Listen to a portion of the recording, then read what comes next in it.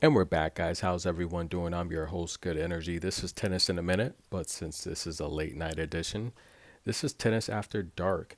And we're going to take a look at today's matches, and we're going to take a look at tomorrow's matches as well. Let's start things off. Ashley Kruger, Sara Balek. I had Sara winning this match. She's just short, fast, athletic. She's got a great wide serve, good serve and volley. I just felt Ashley Kruger, who is an upcoming American I told you to watch out for. Very strong, aggressive baseliner. She's got a strong serve, but this is just a bad matchup stylistically. You have someone that's just short, fast, and explosive that moves very well on clay, taking on the stronger player that prefers hard. And Sara wins this match in straight sets. And you guys know I told you to watch out for Sara. We're looking at two players still left in this tournament on my top 10 prospects list that will, in my opinion, win a French Open championship one day. Now, Sara, she served okay, could have done better. She got 62% of her first serves in play in this match. She won 68% of the first serve, but she attacked Ashley Kruger's first serve. Ashley got her first serves in play about 80%, but Sara won 55% of them. 45% on the second serve. She had 9 breakpoint opportunities, just too fast, too athletic. And Sara wins this match in straight sets. Now, I remember watching Sara last year and the year before that on the lower level just cause havoc to these adult women. And she's doing the same thing here in Madrid. Congratulations to Sara. And look, as long as her father and her coach, they're not doing none of that creepy stuff, I definitely think the fans here want to see her play because she's exciting. And she's going to take on Elena Rybakina next. And it could go similar as this match. It's the same type of style. The matchmakers, guys, they're giving us some good matches. Next up, Rybakina. Speaking of Rybakina, she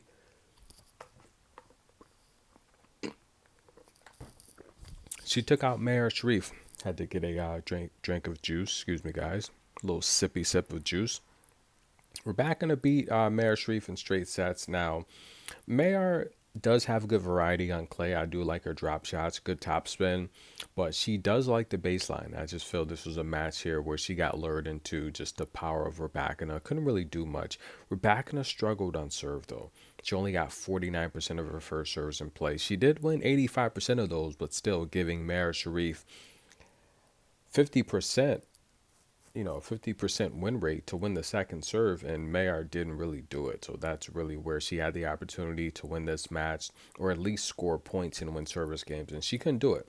Now we're back in the verse Sara Balek. Stay tuned. We're going to cover that prediction here. Yulia Putintseva, she took out Carolyn Dolehide, where, look, this is a match Yulia should win. Yulia is for the most part, a better clay player than hard. I mean, she does rotate wins and losses, but this is a matchup here where I just felt the variety of Putintseva. She's got the better movement on clay, more experience on clay. Dolehide loves the baseline, prefers hard, but this is a matchup here where Yulia just had too many tools, and she served well. She got 80% of her first serves in play. She won nearly 75% of them. 80% of the second serve while attacking the first and second serve of Dolehide. Dolehide really had no chance in this match. Yulia was just too athletic with too much variety. Dolehide looked a little bit one-dimensional in this match, and that's what happens. What about Anastasia taking on Dasha? Now, this is a match here where, look, Dasha, she's going to get balls back, right? She moves well on all surfaces. She's always fit, great stamina. Anastasia has power, but this is the type of surface where, look, we did see Anastasia make the French Open Roland Garros Championship where she lost to Barbora. I had Barbora winning that match. But Dasha, just a little too fast. I just felt with the long first set, I felt that Anastasia was just gassed, and she kind of showed it here for much of the second set. Now, Dasha served well. Anytime she's getting nearly 80% of her first serves in play, she's probably going to win. That's where she struggles. She gives her opponents too many second look chances on the second serve and too many free points with the double faults. If she's serving well, she's going to be a threat to beat anyone on tour. And Dasha wins this match in straight sets. That was a good match to watch. Now, Mira Andreeva, guys, she came into this match the underdog. A lot of people had Marquetta winning this match, and I mean, look, probably rightfully so, right? She's a slam champion, but Mira is super duper tough. She got ice veins, guys. She not only wins this match in straight sets, but she hands out a breadstick in the second set. Now, I've said in the past, I say this a lot.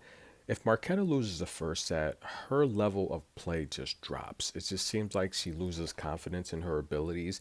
And I mean, she's got the type of game where if it's not working the first set, it's probably not going to work the second set, right? But I just feel she gives up on herself. She lost 56% of her first serves to Mira. Mira really, really played well in this matchup. And listen, guys, 12 breakpoint opportunities for Mira. Why is Mira so good?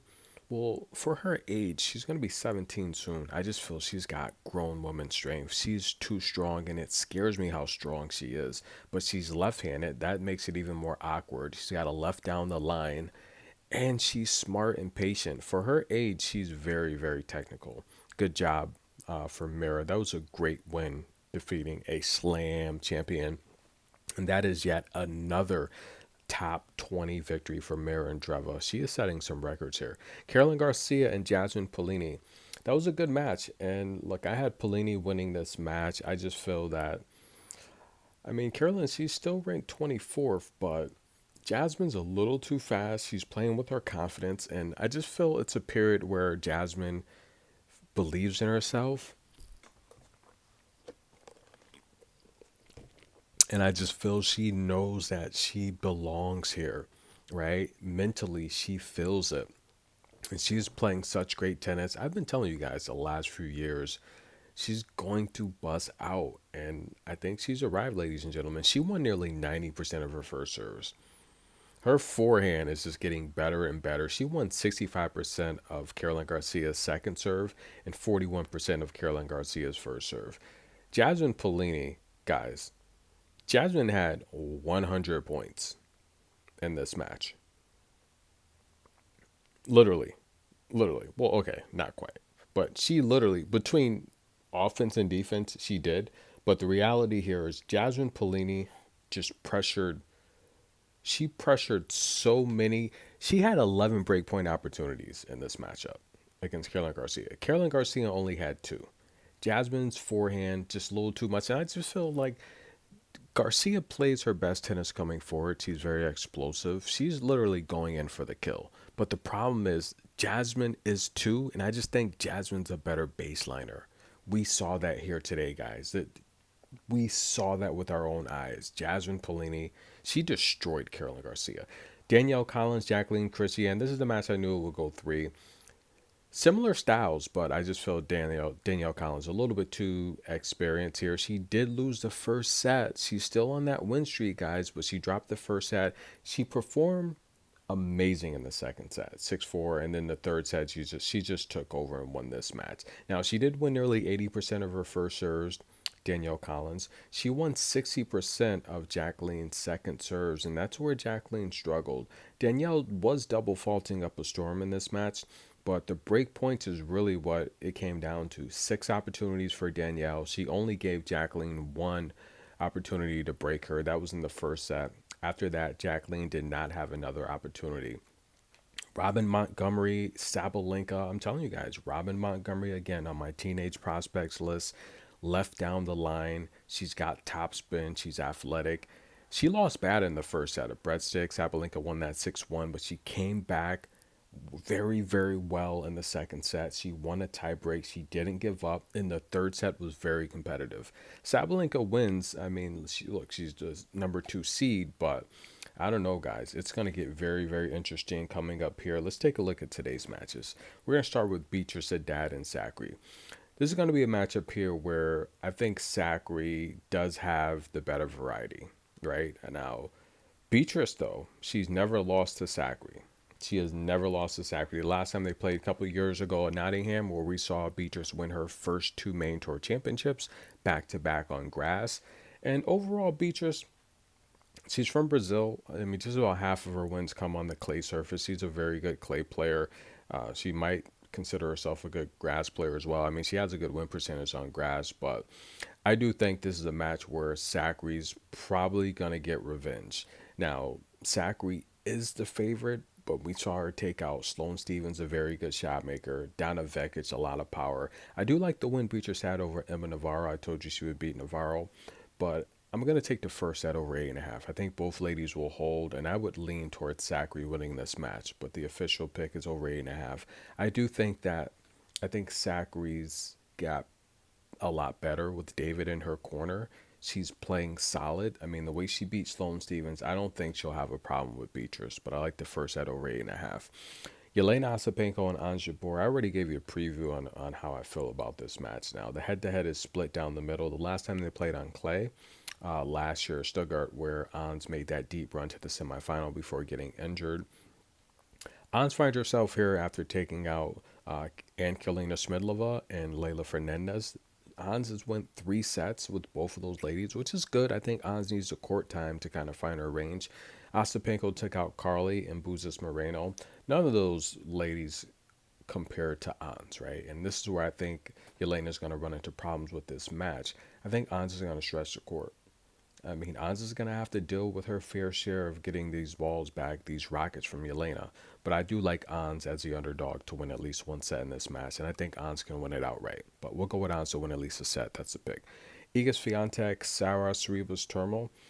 Iga's, she hasn't had problems with Sara. And now they've never played on clay. But we all know, look, Sarah's more than half of her wins come on clay. She's a good clay player. I mean, every year during the clay swing, she wins at least 10 clay matches. She's that good of a clay player. But so is Iga. I mean, Iga's got the best win percentage on clay for anyone inside the top 10, anyone on the main tour that's consistent. I mean, we know I did the stat last season that Brenda Favertova had a higher win percentage than Iga Swiatek on clay for last year. She did, but she played a lot of lower level matches, but nonetheless, she's big time. Iga finds herself here after taking out Wong and Sorana Cirstea, while Sara Sorribes Tormo finds herself here after taking out Svitolina and Azarenka. 2 very good players. Now, I won't doubt that Sarah's can win service games. The problem is she has a patient style, and I just think that if she's going, look, we know the recipe to beat Iga. I've said it many times. Bring her into deep water, right? You got to get her to that 7th, 8th, 9th shot plus in the rally. Then her game plan goes out the window. Then she's just striking the ball, and a lot of times she's on the back foot when it goes that deep in the rally. But I just don't think Sarah's athletic enough to really pressure Iga Swiatek. So I do like Iga to win, but I like the first set to go under 9.5 games. Mira Andreeva taking on Jasmine Paolini. Now, Mira comes into this matchup. Mira's unseeded, by the way. She's ranked 43rd. Jasmine's ranked 13th on the World Tour. Now, Jasmine is seeded. She's the 12th seeded in this matchup. Jasmine playing great tennis, right? Jasmine Paolini finds herself here after taking out Victoria Jimenez, who is a Junior Slam winner. She was also on my top teen prospects list to watch out for, and Carolyn Garcia. Well, Mira finds herself here after taking out Taylor Townsend in the first round, right? She was unseeded. Noskova, big win, and Marketa, all Junior Slam champions. Do you guys know that? That's right. Taylor Townsend is a 3-time Junior Slam champion. Linda Noskova is a Junior Slam champ, and Marketa is a Junior Slam champ. In case you guys don't know that, I know this stuff, right? I eat, sleep, breathe tennis. But I like Paolini to win a set here. I'm going to go with Jasmine Paolini to win at least 1 set as the underdog. Jasmine should beat Mira. I don't think Jasmine's going to come in here playing around. Jasmine's a lot more athletic. She's a lot more stronger, but she's got to be patient. But I do like Jasmine to win at least a set as the underdog. And who do we have? Collins and Sabalenka. This is going to be a good match. Sabalenka is the number 2 seed. Danielle Collins, the number 11 seed. Collins has not done well against Sabalenka. They've played 4 times. Collins has only won 2 sets out of those 4 matches. The last time they played was a couple of years ago at the U.S. Open, where I think I covered that. Yeah, I covered that match because Collins had a good run there after taking out Osaka. Remember that? Go check the shorts. I even posted the pre-match interview with Collins. Sabalenka 17-5 on the year. Seems like she's slowing down, right? She's here in the 4th round after taking out Magda Linette in 3 and Robin Montgomery in 3. While Danielle Collins is hot. I forgot how many matches she's won in a row. I want to say it's 12, something like that. Anyone know? She took out Olga Danlovic. It went three. Olga is the person that Alicia Parks hit that fastest serve on record at the U.S. Open against. And Jacqueline Christian, good baseliner, strong. Both those ladies, you could say, I mean, Olga's a good clay player. You could say, though, overall a bit green to Sabalenka, but Sabalenka doesn't have this huge, long win career on clay, right? She's only got 70 wins on clay, and Danielle Collins actually has a better win percentage on clay than Sabalenka. I'm going to take Danielle Collins to win a set. I think it's going to be a fire battle here. Both ladies with rockets. I do think if Sabalenka wins, she's going to have to do it in three because I do see Danielle Collins winning a set, and that's the pick we're going to go with. Sara Balak. Nope. Yulia Putintseva first versus Dasha Kina. This is going to be a good match. I like the first set over 8.5, and I do like Putinseva's chances to win this match. I think Putinseva's got a good variety. Overall on clay, I mean, she has a much better win percentage on clay than Dasha, or I think they're about the same. Yeah, it's about the same. But Dasha finds herself here, and she's having a good clay season, by the way. She's 6-1 after taking out Buxa and Anastasia Pavlyuchenkova, while Putintseva took out Yuan, Kinwon and Dolhide. Uh, I like the first set over 8.5, and I like Putintseva to win at least a set. I think Putintseva can win the match. She matches up really good with Dasha. She can match. I do think Putintseva does get tired though, and a lot of that's combined with her not being able to control her emotions. I think that weights on her mentally, and she just loses focus. But I think the first set goes over 8.5, and I do think Putintseva wins a set. Sara Balak taking on Rybakina. Now, Rybakina, the fourth seed, this is not necessarily Ashton Kruger here. I understand that, but Sarah's look, she's played nearly 140 matches on clay while winning about 100 of them. She prefers to play on clay, and Rybakina's got a good win percentage on clay as well. Rybakina finds herself here after, I mean, look, she's won some matches in a row, 6 in a row, right? She finds herself here. She won Stuttgart after taking out Lucia Bronzetti in the first round straight sets, and Mayar Sharif, a very good solid clay player in straight sets. While Balak came through qualifiers, she took out Wickmeyer, Bai, who's strong, Blinkova, who's good, Anna Kalinskaya, Kruger. I'm going to go with Sara Balak plus 7.5 games. I think she'll win games. And look, if Rybakina gets tired and she's down big in one of these sets, she'll pack it in. We know what Rybakina does, so I have to take Sara Balak 7.5 games. I think Sarah can win a set. Can she beat Rybakina? I think she can. She's playing very good, solid tennis. Now, it's risky to take her to beat Rybakina for sure. Rybakina's got a good serve. So, here's the thing with Rybakina. Her serve is so good, anytime she's in trouble, that's her weapon to bail her out. How many times have I said, you've seen Rybakina down love 30 or 30-40? And her serve, she blasts off two aces in a row or just a powerful first serve, gets her back in the service game and holds. The thing with Rybakina is you have to jump on her. When you have her down 30-40 on serve and she doesn't fire an ace, you have to return aggressively and win that point, or else you're done. She's going to hold. But the problem with Rybakina is she's not a good returner, right? She's improved her return stats the last year and a half or so, but going back 2 to 3 years, historically, she's never been a good returner. She's been one of the weakest returners inside the top 10, and a lot of that is just her being so tall, just having to get under these returns so quickly. So what does that mean? That means when opponents play her, they can hold. A lot of her matches do go over. When you play Rebecca, you can hold. If she has a bad service game, then you know what? You can win a set off of her. So I do like Balak to win and cover 7.5 games. That's the pick. I do think Balak can win a set. I think she can win the match, but we'll take the 7.5. And I do think if Balak plays fast, Rebecca might find herself down early. And that leads us to Madison Keys Coco Gauff. Now, this is going to be the main event. It's going to be, I think it's going to be the last match of the day. At least it should be. They've played twice. The last time they played was in Eastbourne last year, where Madison would go on to win that for the second time, and she beat Coco in straight sets. Before that, they played earlier in the year at Dubai, where Coco won that very impressively.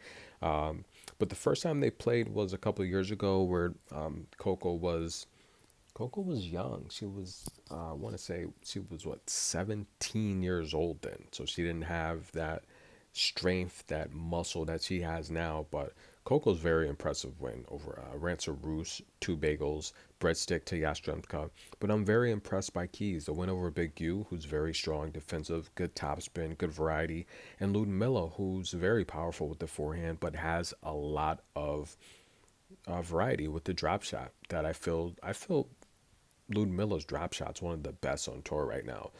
The problem is Ludmilla doesn't really have a game plan for clay. She's much like Osaka. It's just straightforward.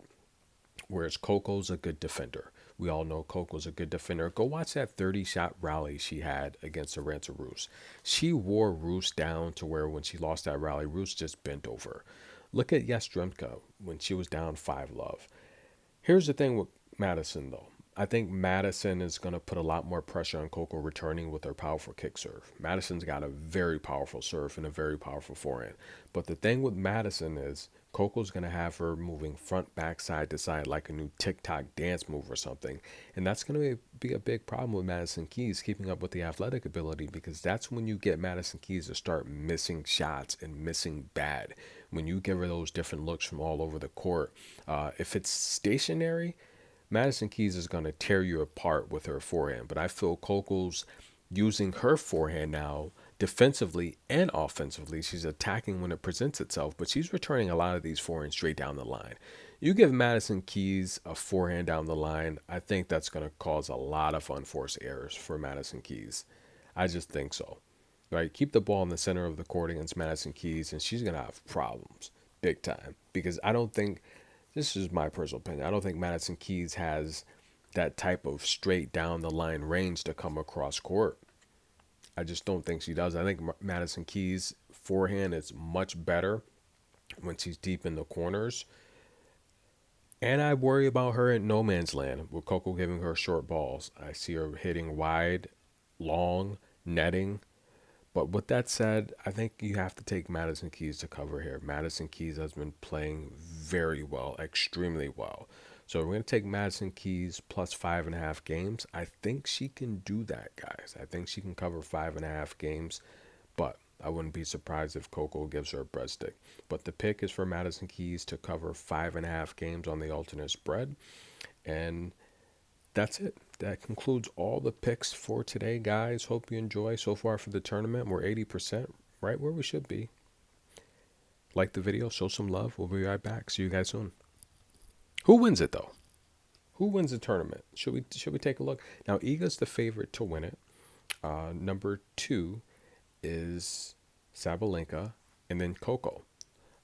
But here's the problem. Coco is neck and neck with Sabalenka. I don't think Sabalenka looks good, and I do not think Sabalenka wins this tournament. To be honest with you, I think it's probably...